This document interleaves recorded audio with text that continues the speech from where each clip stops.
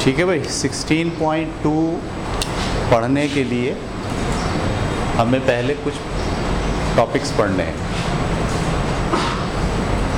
ठीक है, ये भी हो सकता है कि हम एक टॉपिक पढ़ें और उससे मुताल्लिक़ जो 16.2 में सवाल हैं पहले वो कर लें, फिर अगला टॉपिक पढ़ें फिर उसके कर लें। ठीक है, इस तरह भी कर सकते हैं। कोलीनियर पॉइंट, वो पॉइंट्स जो एक ही लाइन पर मौजूद हों, वो पॉइंट्स जो एक ही लाइन पर मौजूद हों, उन पॉइंट्स को हम क्या कहते हैं? Collinear point. ये आपका ग्राफ होगा, इसमें कुछ x होगा कुछ y होगा, एक पॉइंट ये है, एक पॉइंट ये है, एक पॉइंट ये है। अगर ये तीनों पॉइंट एक ही लाइन पर हैं तो हम बोलेंगे कि ये तीनों पॉइंट्स कोलीनियर हैं। फर्ज़ कीजिए इस पॉइंट का नाम A है, इस पॉइंट का नाम B है और इस पॉइंट का नाम C है। तो ये कैसे पता चलेगा कि ये कोलीनियर है? अच्छा, ग्राफ बनाओगे तो पता चल जाएगा फ़ौरन कि भाई एक ही लाइन पर आ रहे हैं। लेकिन बग़ैर ग्राफ के अगर मैं आपके सामने ये 3 पॉइंट लिख दूँ, भाई एक पॉइंट है 4,5, एक पॉइंट है 7,9 मिसाल है, और एक पॉइंट है 8,5। यह समझ रहे हैं ना आप? ए का क्या मतलब है? 4,5 का मतलब क्या है? 4 ऐसे जाना है और 5 ऐसे जाना है, तो एक पॉइंट आ जाएगा। बी का मतलब क्या है? 7,9, 7 ऐसे जाना है, 9 ऐसे जाना है, तो एक पॉइंट आ जाएगा। और 8,5 का मतलब 8 ऐसे जाना है तो 5 ऐसे जाना है, तो एक पॉइंट आ जाएगा। तो क्या ये तीनों पॉइंट एक ही लाइन पर वाक़ हैं या नहीं हैं? बनाए बग़ैर पता नहीं चल सकता ना, जब तक आप बनाएंगे नहीं इसको। लेकिन हम मैथ के ज़रिए ये बात पता चला सकते हैं बनाए बग़ैर कि ये कोलीनियर हैं या कोलीनियर नहीं हैं। कोलीनियर पॉइंट्स किसे कहते हैं? वो पॉइंट्स जो एक ही लाइन पर आ रहे हैं, उन पॉइंट्स को आप क्या कहते हैं? कोलीनियर। अब सवाल ये है कि हम कैसे पता चलाएंगे कि ये पॉइंट्स कोलीनियर हैं या नहीं हैं। फ़र्ज़ कीजिए ये पॉइंट है A, ये पॉइंट है B और ये पॉइंट क्या है? C। ठीक है, तो देखो A से लेके C तक का जो डिस्टेंस होगा, A से लेके C तक का जो डिस्टेंस होगा, वो डिस्टेंस बराबर होना चाहिए A से लेके B तक के डिस्टेंस के और B से लेके, ये समझ में आई बात आपको? A से लेके B तक का डिस्टेंस अगर ले लें और B से लेके C तक का डिस्टेंस ले लें और दोनों को जमा कर दें, तो जो जवाब आना चाहिए वो क्या आना चाहिए? A से लेके C तक का डिस्टेंस आना चाहिए। अगर कोई 3 पॉइंट ये वाली कंडीशन पूरी कर रहे हो कि उसका पहला और आखिरी पॉइंट का जो डिस्टेंस है वो और दोनों के इनफरादी डिस्टेंस जो हैं वो, इनको अगर ऐड किया जाए तो टोटल डिस्टेंस के बराबर आना चाहिए, तो हम समझ जाएंगे कि ये क्या है? कोलीनियर। लेकिन अगर फ़र्ज़ करो एक पॉइंट यहाँ है, एक पॉइंट यहाँ है और एक पॉइंट कहीं और है, एक पॉइंट कहीं और है, इसका नाम हम रख दें A, इसका नाम रख दें B और इसका नाम क्या रख दें, और ये कोलीनियर ना हो, तो कभी भी A से लेके B तक का फासला, B से लेके C तक का फासला, इन दोनों को जमा करने से ये वाला फासला नहीं आएगा। यानी ये जो फासला है AC, ये बराबर नहीं होगा किसके? AB के और BC के। अगर ये बराबर ना हो, AC तक का फासला AB और BC के बराबर ना हो, तो हम समझ जाएंगे ये क्या है? नॉन कोलीनियर हैं, एक ही लाइन पर नहीं आते। तो कोलीनियर के लिए शर्त क्या है कि पहले पॉइंट से लेकर आखिरी पॉइंट तक का डिस्टेंस बराबर होना चाहिए किसके? पहले 2 पॉइंट के डिस्टेंस और फिर आखिरी 2 पॉइंट के डिस्टेंस के मजमूए के बराबर होना चाहिए। ये कोलीनियर है। और नॉन कोलीनियर के लिए क्या कंडीशन होगी? नॉन कोलीनियर के लिए कंडीशन ये होगी कि पहले और आखिरी पॉइंट का डिस्टेंस बराबर नहीं होगा, बराबर किसके, पहले दोनों पॉइंट्स के डिस्टेंस के प्लस आखिरी दोनों पॉइंट के डिस्टेंस के मजमूए के बराबर नहीं। यहाँ बराबर होगा तो हम बोलेंगे ये कोलिनियर है, और अगर बराबर नहीं होगा तो हम बोलेंगे तीनों पॉइंट्स एक लाइन पर नहीं है। ये बात क्लियर हो गई।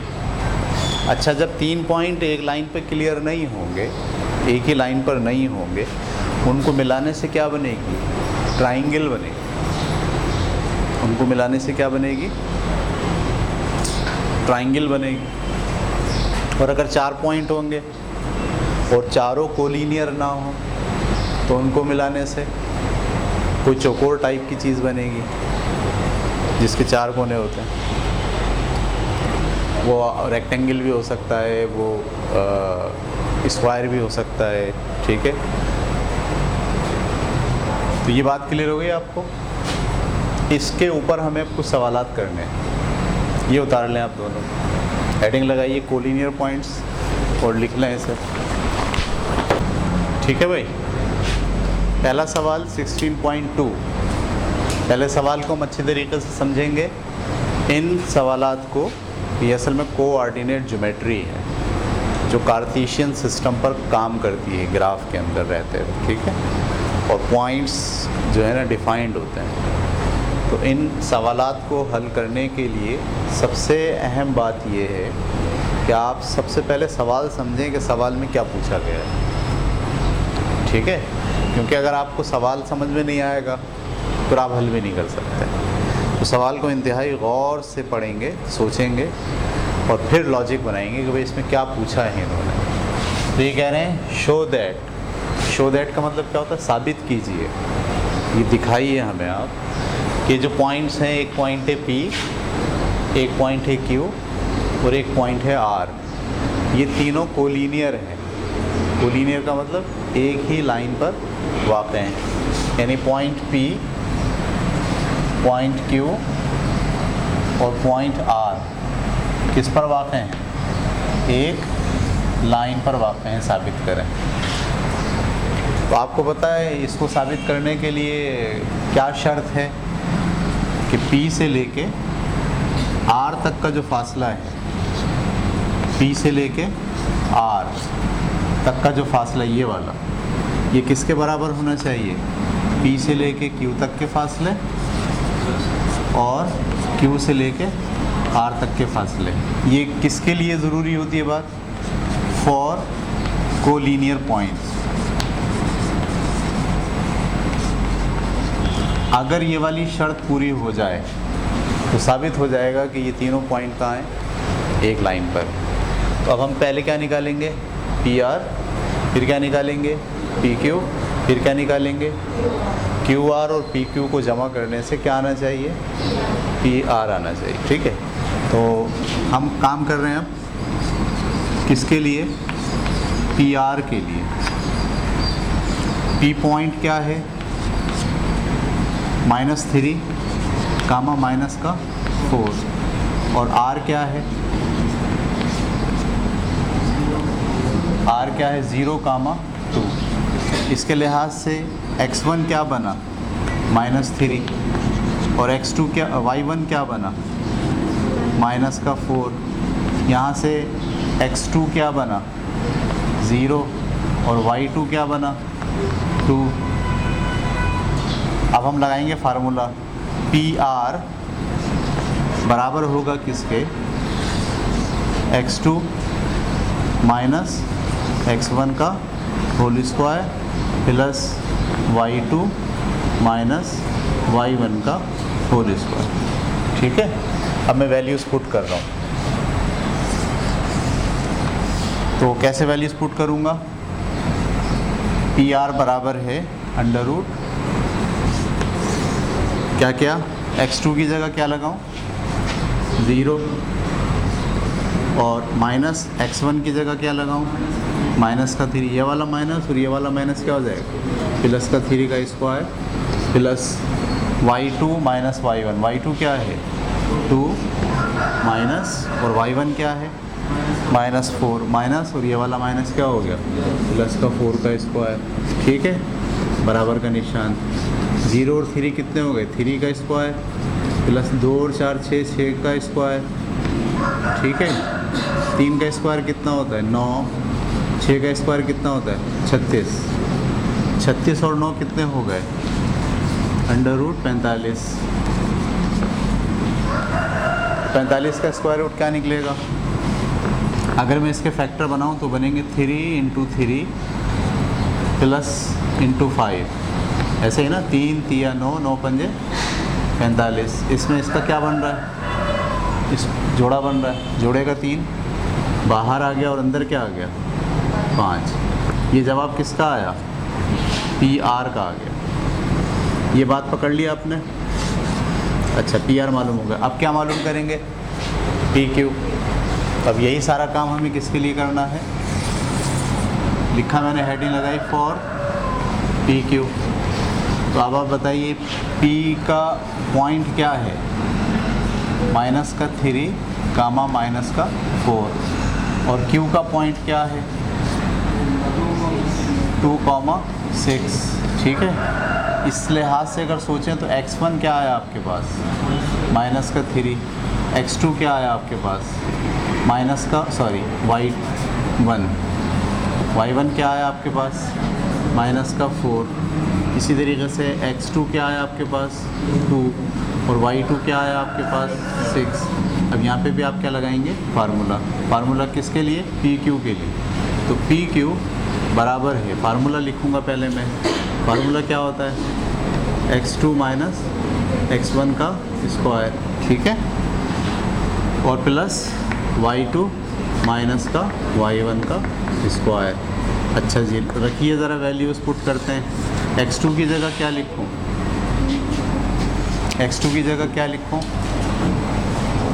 इसमें देखिए x2 क्या है, 2 है, माइनस का साइन। x1 की जगह क्या लिखूँ, वो माइनस और ये माइनस क्या हो गया, प्लस का 3 का square, plus y2 - y1। y2 की जगह क्या लिखूँ, 6 माइनस, और इसकी जगह ये वाला माइनस का 4, तो माइनस माइनस प्लस का 4 का स्क्वायर। ये बात क्लियर हो गई आपको।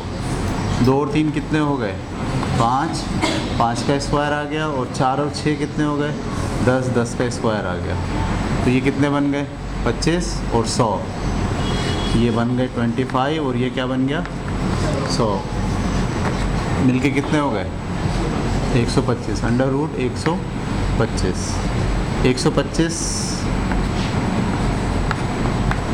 125 का स्क्वायर रूट क्या निकलेगा,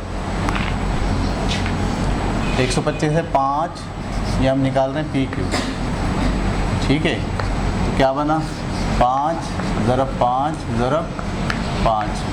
इसमें से पेयर किसका बन रहा है, इसको बाहर निकाल लो, और अंदर क्या रह गया, 5। तो ये आ गया आपके पास PQ। ठीक है, अब हम क्या मालूम करेंगे, क्या मालूम करेंगे, QR। तो QR मालूम करने के लिए बोर्ड नहीं बचा, तो आप यहाँ तक उतारें पहले, फिर QR मालूम करते हैं। ठीक है भाई, तो हमने क्या निकाल लिया, PR, और क्या निकाल लिया, अब क्या निकालेंगे, QR।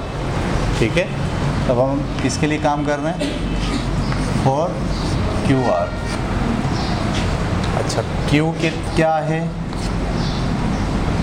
2,6, और R क्या है, 0,2। इसके लिहाज से सोचा तो x1 क्या बना, 2, और y1 क्या बना, 6।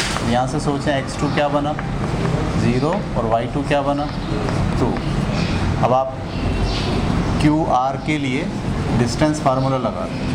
डिस्टेंस फार्मूला ये होता है, x2 माइनस x1 का square plus y2 minus y1 का स्क्वायर। वैल्यूज़ पुट करते हैं।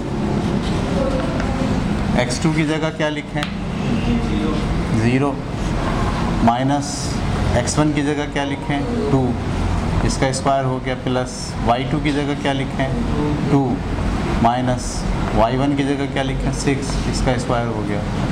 ठीक है, 0 में से 2 गया माइनस का 2, और 2 में से 6 गया माइनस का 4 का स्क्वायर।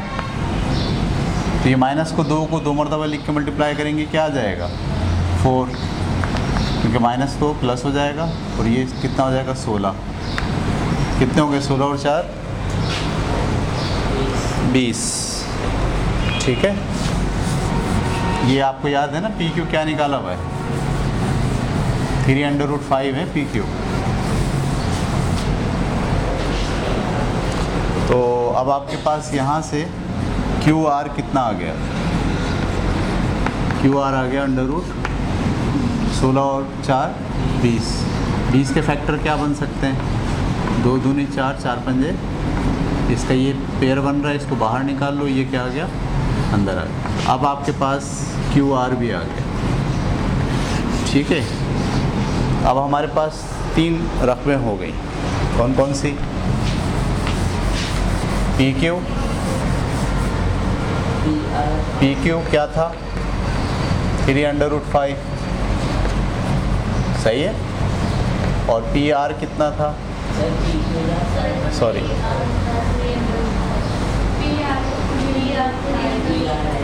पी आर कितना था 3√5, और पी क्यू कितना है 5√5, और क्यू आर कितना है 2√5। अच्छा, फॉर कोलिनियर के लिए क्या कंडीशन होती है, कोलिनियर के लिए क्या कंडीशन होती है, हाँ तो अब यहाँ लिखेंगे ये वाली बात, for collinear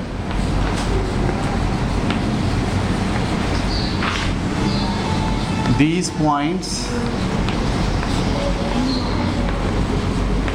must fulfill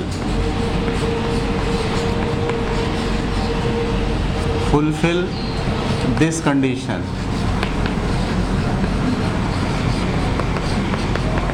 collinear होने के लिए इन तीनों पॉइंट्स को क्या कंडीशन पूरी करनी है कि P से लेके R तक का जो फासला है वो बराबर होना चाहिए किसके, P से लेके Q तक के फासले के, और Q से लेके R तक के फासले के लिए। PR की जगह ज़रा वैल्यू रखें या ऐसे ही रहने दें, PR PQ की जगह वैल्यू रखें 5√5, और QR की जगह 2√5। मैंने कहीं गलती की है, ये मैंने गलत लिखा है, ये सही लिखा है, सही लिखा है, लेकिन असल में अगर आप यहाँ गौर करें तो ये वाली जो 2 चीज़ें हैं, ये वाली जो 2 चीज़ें हैं कौन कौन सी, PR और QR, ये दोनों मिलके ये वाली कंडीशन पूरी कर रही है। इसका मतलब ये कि लाइन कुछ यूँ है, सही है, ये P है और ये Q है, और बीच में क्या है R है, ऐसे। तो जो PQ है वो बराबर है किसके, PR प्लस RQ के। ठीक है, हम क्या सोच के चलें कि पहले P आ रहा है, बाद में Q आ रहा है, और फिर R आ रहा है। लेकिन सवाल की जो रिज़ल्ट है वो क्या बता रहा है कि जब इन दोनों को आप ऐड करेंगे तो तीसरा नंबर आएगा। तो देखिए ऐड करें, ऐड तो आपको करना आता है ना। PR की जगह पे क्या लिखेंगे हम 3√5, और QR की जगह क्या लिखेंगे 2√5। इसमें से कॉमन क्या निकल रहा है √5, क्या बचा यहाँ से 3 + 2, और ये मिलके कितना हो गया 5√5, और यही दरअसल किसके बराबर है PQ के बराबर है। तो यहाँ आखिरी में आप लिखेंगे हैंस